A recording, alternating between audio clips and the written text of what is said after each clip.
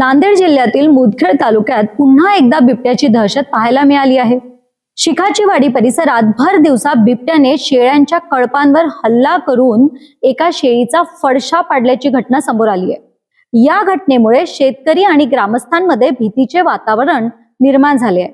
पाहूया हा सविस्तर अहवाल। मुदखेड तालुक्यातील शिखाची वाडी परिसरात आज सायंकाळी 5 वाजताच्या सुमारास बिबट्याने पुन्हा हजेरी लावली।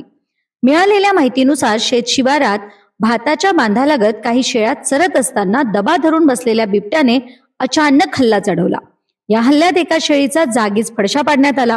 घटनेनंतर परिसरातील शेतकरी आणि ग्रामस्थांचे भीतीचे वातावरण निर्माण झाले आहे। यापूर्वीही या भागात बिबट्याचा वावर आढळून आला होता, मात्र पुन्हा एकदा झालेल्या या हल्ल्यामुळे नागरिकांची चिंता वाढली आहे। सध्या शेतीची कामे सुरू असून अनेक शेतकरी आणि शेतमजूर दिवसभर शेतात काम करत असतात। अशा परिस्थितीत भरदिवसा झालेल्या या हल्ल्यामुळे सुरक्षिततेचा प्रश्न निर्माण झाला आहे। स्थानिक नागरिकांनी वन विभागाने तात्काळ या घटनेची दखल घेऊन बिबट्याचा बंदोबस्त करावा अशी मागणी केली आहे। तसेच नुकसानग्रस्त शेतकऱ्याला योग्य ती भरपाई देण्यात यावी अशीही मागणी होत आहे।